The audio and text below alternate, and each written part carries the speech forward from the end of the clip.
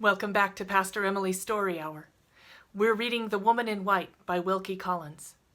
This is part 63, The Story Continued by Isidore Ottavio Baldassar Fosco, Count of the Holy Roman Empire, Knight Grand Cross of the Order of the Brazen Crown, Perpetual Archmaster of the Rosicrucian Masons of Mesopotamia, attached in honorary capacities to societies musical, societies medical, societies philosophical, and societies general benevolent throughout Europe, etc., etc., etc. The Count's Narrative. In the summer of 1850, I arrived in England, charged with a delicate political mission from abroad. Confidential persons were semi-officially connected with me, whose exertions I was authorized to direct, Monsieur and Madame Rubel being among the number. Some weeks of spare time were at my disposal before I entered on my functions by establishing myself in the suburbs of London. Curiosity may stop here to ask for some explanation of those functions on my part. I entirely sympathize with the request. I also regret that diplomatic reserve forbids me to comply with it. I arranged to pass the preliminary period of repose to which I have just referred in the suburb mansion of my late lamented friend, Sir Percival Glyde. He arrived from the continent with his wife. I arrived from the continent with mine. England is the land of domestic happiness. How appropriately we entered it under these domestic circumstances. The bond of friendship which united Percival and myself was strengthened on this occasion by a touching similarity in the pecuniary position on his side and mine. We both wanted money. Immense necessity. Universal want. Is there a civilized human being who does not feel for us? How insensible that man must be. Or how rich. I enter into no sordid particulars in discussing this part of the subject. My mind recoils from them. With a Roman austerity, I show my empty purse and Percival's to the shrinking public gaze. Let us allow the deplorable fact to assert itself once and for all in that manner, and pass on. We were received at the mansion by that magnificent creature who is inscribed on my heart as Marian, who is known in the colder atmosphere of society as Miss Halcombe. Just heaven, with what inconceivable rapidity I learnt to adore that woman. At 60, I worshipped her with the volcanic ardor of 18.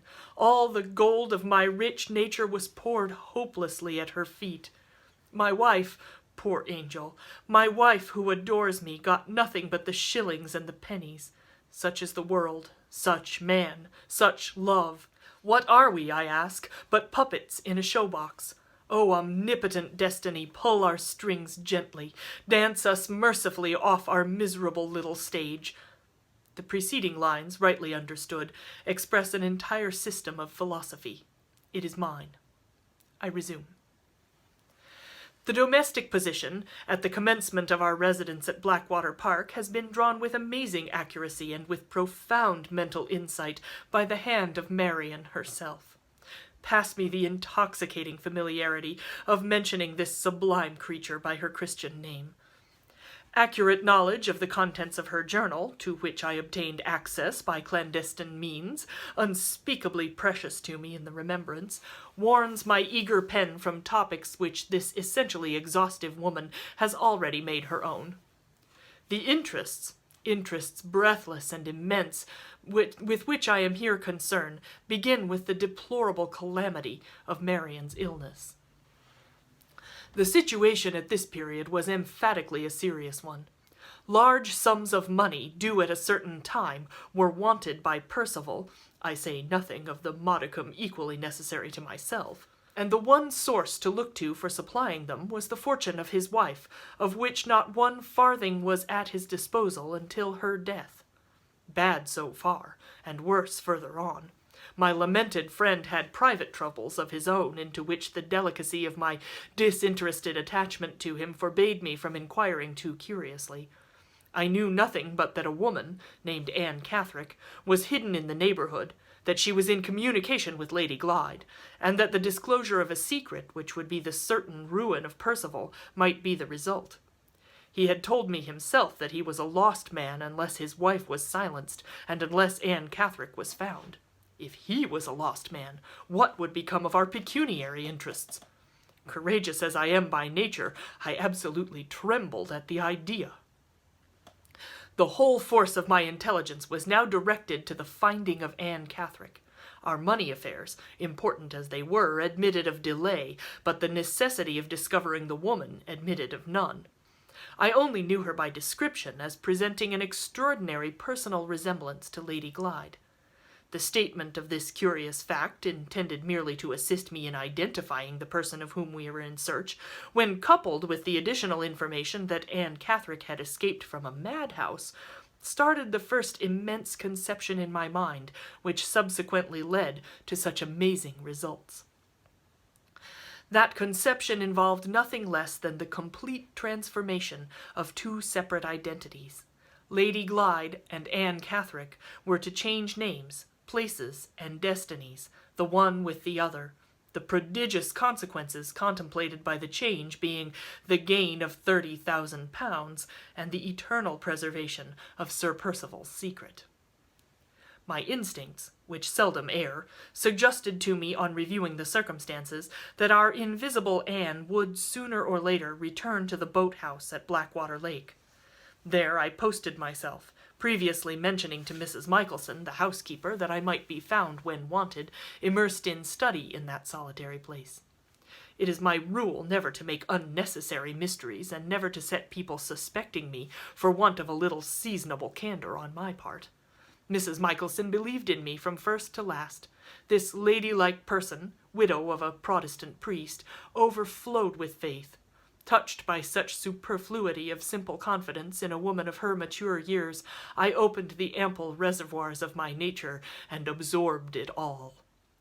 I was rewarded for posting myself sentinel at the lake by the appearance not of Anne Catherick herself, but of the person in charge of her. This individual also overflowed with simple faith, which I absorbed in myself, as in the case already mentioned. I leave her to describe the circumstances, if she has not done so already, under which she introduced me to the object of her maternal care. When I first saw Anne Catherick, she was asleep. I was electrified by the likeness between this unhappy woman and Lady Glyde. The details of the grand scheme which had suggested themselves in outline only up to that period occurred to me in all their masterly combination at the sight of the sleeping face. At the same time, my heart, always susceptible to tender influences, dissolved in tears at the spectacle of suffering before me. I instantly set myself to impart relief. In other words, I provided the necessary stimulant for strengthening Anne Catherick to perform the journey to London. At this point, I enter a necessary protest and correct a lamentable error. The best years of my life have been passed in the ardent study of medical and chemical science. Chemistry, especially, has always had irresistible attractions for me, from the enormous, the illimitable power which the knowledge of it confers. Chemists, I assert it emphatically, might sway if they pleased the destinies of humanity. Let me explain this before I go further. Mind, they say, rules the world. But what rules the mind? The body, follow me closely here, lies at the mercy of the most omnipotent of all potentates, the chemist. Give me, Fosco, chemistry, and when Shakespeare has conceived Hamlet and sits down to execute the conception, with a few grains of powder dropped into his daily food, I will reduce his mind by the action of his body till his pen pours out the most abject drivel that has ever degraded paper. Under similar circumstances, revive me the illustrious Newton. I guarantee that when he sees the apple fall, he shall eat it, instead of discovering the principle of gravitation. Nero's dinner shall transform Nero into the mildest of men before he has done digesting it, and the morning draught of Alexander the Great shall make Alexander run for his life at the first sight of the enemy the same afternoon. On my sacred word of honor, it is lucky for society that modern chemists are, by incomprehensible good fortune, the most harmless of mankind. The mass are worthy fathers of families who keep shops. The few are philosophers besotted with admiration for the sound of their own lecturing voices, visionaries who waste their lives on fantastic impossibilities, or quacks whose ambition soars no higher than our corns. Thus society escapes, and the illimitable power of chemistry remains the slave of the most superficial and the most insignificant ends. Why this outburst? Why this withering eloquence? Because my conduct has been misrepresented, because my motives have been misunderstood. It has been assumed that I used my vast chemical resources against Anne Catherick, and that I would have used them, if I could, against the magnificent Marian herself. Odious insinuations both! All my interests were concerned, as will be seen presently, in the preservation of Anne Catherick's life. And all my anxieties were concentrated on Marian's rescue from the hands of the licensed imbecile who attended her, and who found my advice confirmed from first to last by the physician from London. On 2 occasions only, both equally harmless to the individual on whom I practiced, did I summon to myself the assistance of chemical knowledge. On the first of the 2, after following Marian to the inn at Blackwater, studying behind a convenient wagon which hid me from her the poetry of motion as embodied in her walk, I availed myself of the services of my invaluable wife to copy one and to intercept the other of 2 letters which my adored enemy had entrusted to a discarded maid. In this case, the letters being in the bosom of the girl's dress, Madame Fosco could only open them, read them, perform her instructions, seal them, and put them back again by scientific assistance, which I rendered in a half-ounce bottle. The second occasion, when the same means were employed, was the occasion, to which I shall soon refer, of Lady Glyde's arrival in London. Never at any other time was I indebted to my art as distinguished from myself. To all other emergencies and complications my natural capacity for grappling single-handed with circumstances was invariably equal. I affirm the all-pervading intelligence of that capacity. At the expense of the chemist, I vindicate man. Respect this outburst of generous indignation. It has inexpressibly relieved me. En route, let us proceed. Having suggested to Mrs. Clements, I am not sure which, that the best method of keeping Anne out of Percival's reach was to remove her to London, and having found that my proposal was eagerly received, and having appointed a day to meet the travellers at the station and to see them leave it, I was at liberty to return to the house and to confront the difficulties which still remained to be met. My first proceeding was to avail myself of the sublime devotion of my wife. I had arranged with Mrs. Clements that she should communicate her London address in Anne's interests to Lady Glyde. But this was not enough. Designing persons in my absence might shake the simple confidence of Mrs. Clements, and she might not write after all. Who could I find capable of travelling to London by the train she travelled by, and of privately seeing her home? I asked myself this question. The conjugal part of me immediately answered, Madame Fosco. After deciding on my wife's mission to London, I arranged that the journey should serve a double purpose. A nurse for the suffering Marian, equally devoted to the patient and to myself, was a necessity of my position. One of the most eminently confidential and capable women in existence was by good fortune at my disposal. I refer to that respectable matron, Madame Rubel, to whom I addressed a letter at her residence in London by the hands of my wife. On the appointed day, Mrs. Clements and Anne Catherick met me at the station. I politely saw them off. I politely saw Madame Fosco off by the same train. The last thing at night, my wife returned to Blackwater, having followed her instructions with the most unimpeachable accuracy. She was accompanied by Madame Rubel, and she brought me the London address of Mrs. Clements. After events proved this last precaution to have been unnecessary, Mrs. Clements punctually informed Lady Glyde of her place of abode. With a wary eye on future emergencies, I kept the letter. The same day, I had a brief interview with the doctor, at which I protested in the sacred interests of humanity against his treatment of Marian's case. He was insolent, as all ignorant people are. I showed no resentment. I deferred quarreling with him till it was necessary to quarrel to some purpose. My next proceeding was to leave Blackwater myself. I had my London residence to take in anticipation of coming events. I had also a little business of the domestic sort to transact with Mr. Frederick Fairley. I found the house I wanted in St. John's Wood. I found Mr. Fairley at Limmeridge, Cumberland. My own private familiarity with the nature of Marian's correspondence had previously informed me that she had written to Mr. Fairley, proposing, as a relief to Lady Glyde's matrimonial embarrassments, to take her on a visit to her uncle in Cumberland. This letter I had wisely allowed to reach its destination, feeling at the time that it could do no harm and might do good. I now presented myself before Mr. Fairley to support Marian's own proposal, with certain modifications which, happily for the success of my plans, were rendered really inevitable by her illness. It was necessary that Lady Glyde should leave Blackwater alone by her uncle's invitation, and that she should rest a night on the journey at her aunt's house, the house I had in St. John's Wood, by her uncle's express advice. To achieve these results, and to secure a note of invitation which could be shown to Lady Glyde, were the objects of my visit to Mr. Fairley.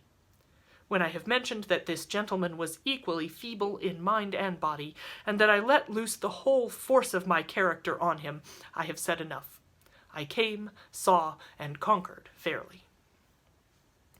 On my return to Blackwater Park, with the letter of invitation, I found that the doctor's imbecile treatment of Marian's case had led to the most alarming results. The fever had turned to typhus.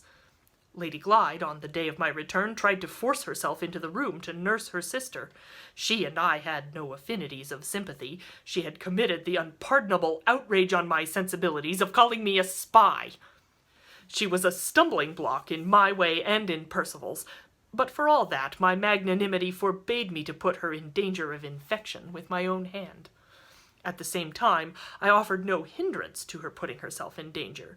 If she had succeeded in doing so, the intricate knot which I was slowly and patiently operating on might perhaps have been cut by circumstances. As it was, the doctor interfered, and she was kept out of the room. I had myself previously recommended sending for advice to London. This course had now been taken. The physician, on his arrival, confirmed my view of the case. The crisis was serious, but we had hope of our charming patient on the 5th day from the appearance of the typhus. I was the only one absent from Blackwater at this time, when I went to London by the morning train to make the final arrangements at my house in St. John's Wood, to assure myself by private inquiry that Mrs. Clements had not moved, and to settle one or two little preliminary matters with the husband of Madame Rubel. I returned at night. 5 days afterwards, the physician pronounced our interesting Marian to be out of all danger, and to be in need of nothing but careful nursing. This was the time I had waited for. Now that medical attendance was no longer indispensable, I played the first move in the game by asserting myself against the doctor. He was one among many witnesses in my way whom it was necessary to remove. A lively altercation between us, in which Percival, previously instructed by me, refused to interfere, served the purpose in view. I descended on the miserable man in an irresistible avalanche of indignation, and swept him from the house. The servants were the next encumbrances to get rid of. Again I instructed Percival, whose moral courage required perpetual stimulants, and Mrs. Michelson was amazed one day by hearing from her master that the establishment was to be broken up. We cleared the house of all the servants but one, who was kept for domestic purposes, and whose lumpish stupidity we could trust to make no embarrassing discoveries. When they were gone, nothing remained but to relieve ourselves of Mrs. Michelson, a result which was easily achieved by sending this amiable lady to find lodgings for her mistress at the seaside. The circumstances were now exactly what they were required to be. Lady Glyde was confined to her room by nervous illness, and the lumpish housemaid, I forget her name, was shut up there at night in attendance on her mistress. Marian, though fast recovering, still kept her bed with Mrs. Rubel for nurse. No other living creatures but my wife, myself, and Percival were in the house. With all the chances thus in our favor, I confronted the next emergency, and played the second move in the game. The object of the second move was to induce Lady Glyde to leave Blackwater unaccompanied by her sister. Unless we could persuade her that Marian had gone on to Cumberland first, there was no chance of removing her, of her own free will, from the house.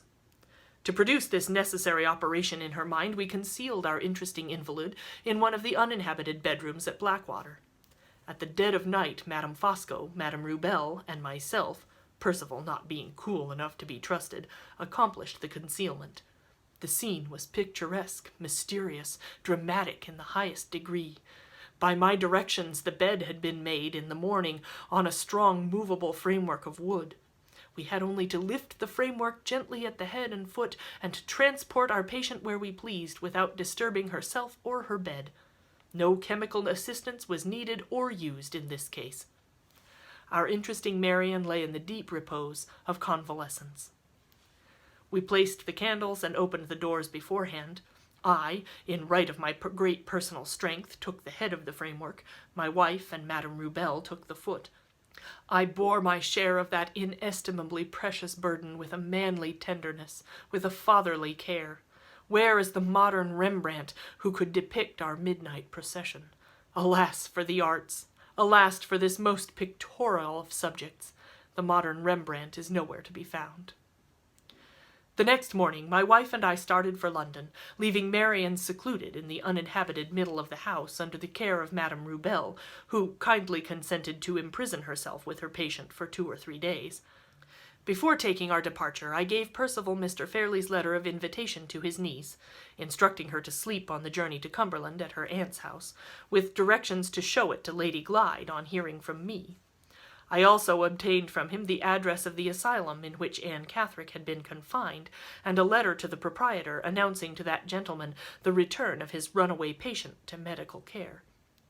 I had arranged, at my last visit to the metropolis, to have our modest domestic establishment ready to receive us when we arrived in London by the early train.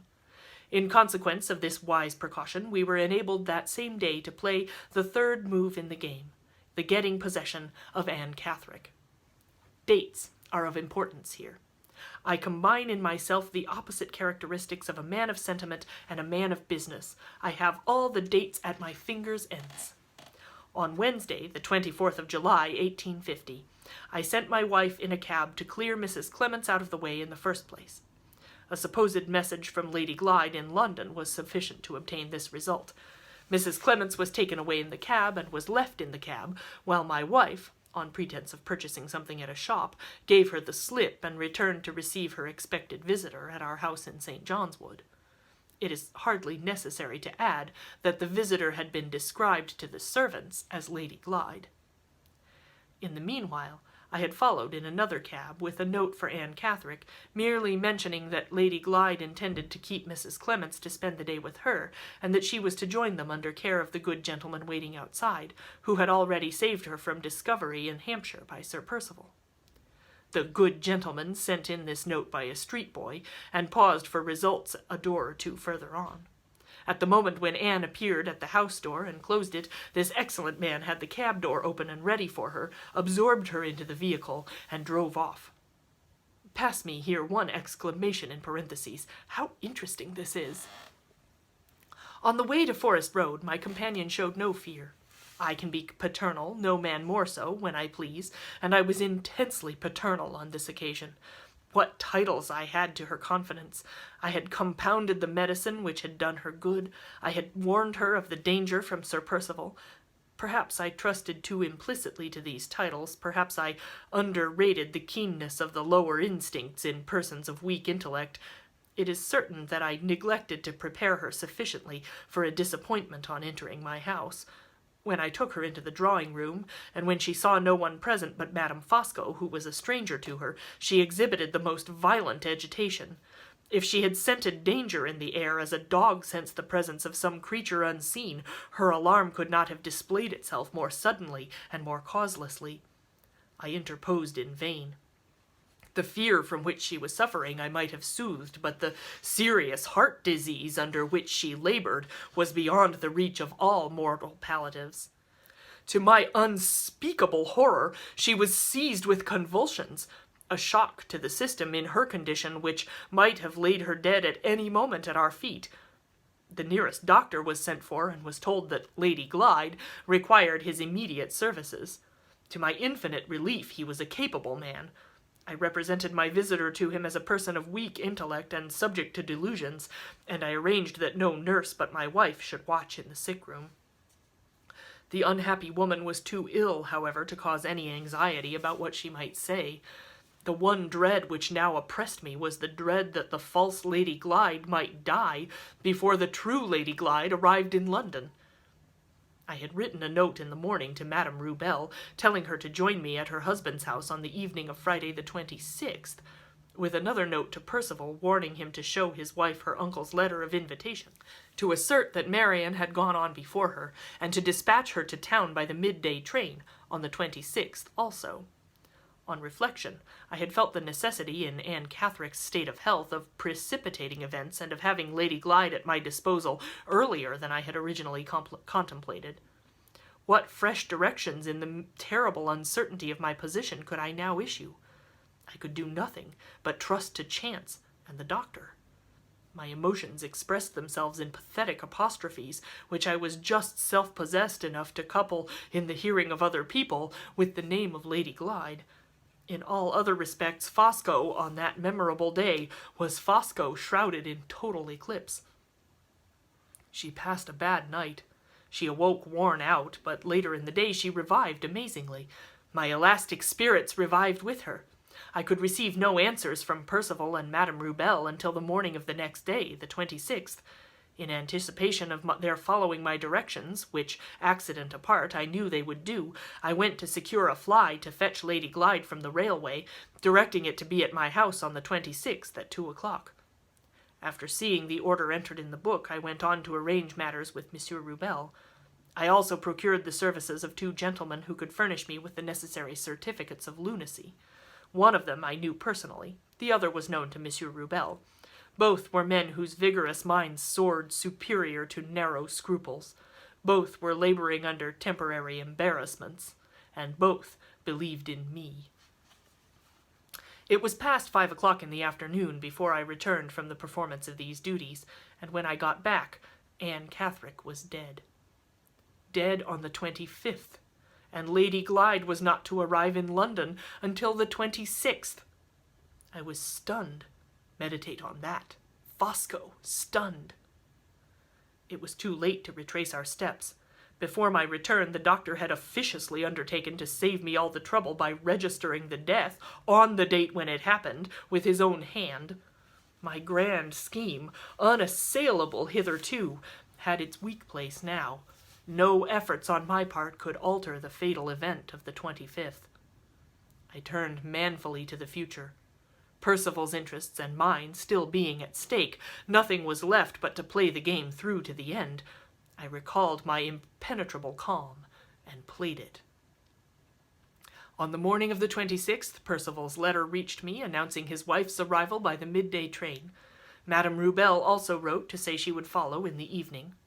I started in the fly, leaving the false Lady Glyde dead in the house, to receive the true Lady Glyde on her arrival by the railway at 3 o'clock. Hidden under the seat of the carriage, I carried with me all the clothes of Anne Catherick had worn on her coming into my house. They were destined to assist the resurrection of the woman who was dead in the person of the woman who was living. What a situation! I suggest it to the rising romance writers of England. I offer it as totally new to the worn-out dramatists of France. Lady Glyde was at the station. There was a great crowding and confusion, and more delay than I liked, in case any of her friends had happened to be on the spot, in reclaiming her luggage. Her first questions, as we drove off, implored me to tell her news of her sister. I invented news of the most pacifying kind, assuring her that she was about to see her sister at my house. My house, on this occasion only, was in the neighborhood of Leicester Square, and was in the occupation of Monsieur Rubel, who received us in the hall. I took my visitor upstairs into a back room, the 2 medical gentlemen being there in waiting on the floor beneath to see the patient and to give me their certificates. After quieting Lady Glyde by the necessary assurances about her sister, I introduced my friends separately to her presence. They performed the formalities of the occasion briefly, intelligently, conscientiously. I entered the room again as soon as they had left it, and at once precipitated events by a reference of the alarming kind to Miss Halcomb's state of health. Results followed as I had anticipated. Lady Glyde became frightened and turned faint. For the second time, and the last, I called science to my assistance. A medicated glass of water and a medicated bottle of smelling salts relieved her of all further embarrassment and alarm. Additional applications later in the evening produced her the inestimable blessing of a good night's rest. Madame Rubel arrived in time to preside at Lady Glyde's toilet. Her own clothes were taken away from her at night, and Anne Catherick's were put on her in the morning, with the strictest regard to propriety, by the matronly hands of the good Rubel. Throughout the day I kept our patient in a state of partially suspended consciousness, until the dexterous assistance of my medical friends enabled me to procure the necessary order rather earlier than I had ventured to hope. That evening, the evening of the 27th, Madame Rubel and I took our revived Anne Catherick to the asylum. She was received with great surprise, but without suspicion, thanks to the order and certificates, to Percival's letter, to the likeness, to the clothes, and to the patient's own confused mental condition at the time. I returned at once to assist Madame Fosco in the preparations for the burial of the false Lady Glyde, having the clothes and luggage of the true Lady Glyde in my possession. They were afterwards sent to Cumberland by the conveyance which was used for the funeral. I attended the funeral with becoming dignity, attired in the deepest mourning. My narrative of these remarkable events, written under equally remarkable circumstances, closes here. The minor precautions which I observed in communicating with Limmeridge House are already known, and so is the magnificent success of my enterprise, and so are the solid pecuniary results which followed it. I have to assert, with the whole force of my conviction, that the one weak place in my scheme would never have been found out if the one weak place in my heart had not been discovered first. Nothing but my fatal admiration for Marian restrained me from stepping in to my own rescue when she effected her sister's escape. I ran the risk and trusted in the complete destruction of Lady Glyde's identity. If either Marian or Mr. Hartright attempted to assert that identity, they would publicly expose themselves to the imputation of sustaining a rank deception. They would be distrusted and discredited accordingly, and they would therefore be powerless to place my interests or Sir Percival's secret in jeopardy. I committed one error in trusting myself to such a blindfold calculation of chances as this. I committed another when Percival had paid the penalty of his own obstinacy and violence by granting Lady Glyde a second reprieve from the madhouse, and allowing Mr. Hartright a second chance of escaping me. In brief, Fosco, at this serious crisis, was untrue to himself. Deplorable and uncharacteristic fault. Behold the cause in my heart. Behold the image of Marian Halcombe, the first and last weakness of Fosco's life. At the ripe age of 60, I make this unparalleled confession. Youths, I invoke your sympathy. Maidens, I claim your tears. A word more, and then the attention of the reader, concentrated breathlessly on myself, shall be released. My own mental insight informs me that 3 inevitable questions will be asked here by persons of inquiring minds. They shall be stated, and they shall be answered. First question. What is the secret of Madame Fosco's unhesitating devotion of herself to the fulfillment of my boldest wishes and to the furtherance of my deepest plans? I might answer this by simply referring to my own character, and by asking in my turn where, in the history of the world, has a man of my order ever been found without a woman in the background, self-immolated on the altar of his life? But I remember that I am writing in England, and I remember that I was married in England, and I ask if a woman's marriage obligations in this country provide for her private opinion of her husband's principles. No. They charge her unreservedly to love, honor, and obey him. That is exactly what my wife has done. I stand here on a supreme moral elevation, and I loftily assert her accurate performance of her conjugal duties. Silence calumny. Your sympathy, wives of England, for Madame Fosco. Second question. If Anne Catherick had not died when she did, what should I have done? I should in that case have assisted worn-out nature in finding permanent repose. I should have opened the doors of the prison of life and have extended to the captive, incurably afflicted in mind and body, both, a happy release. Third question. On a calm revision of all the circumstances, is my conduct worthy of any serious blame? Most emphatically no. Have I not carefully avoided exposing myself to the odium of committing unnecessary crime? With my vast resources in chemistry, I might have taken Lady Glyde's life. At immense personal sacrifice, I followed the dictates of my own ingenuity, my own humanity, my own caution, and took her identity instead. Judge me by what I might have done. How comparatively innocent, how indirectly virtuous I appear in what I really did. I announced on beginning it that this narrative would be a remarkable document. It has entirely answered my expectations. Receive these fervid lines, my last legacy to the country I leave forever. They are worthy of the occasion, and worthy of Fosco. Come back tomorrow for the final installment.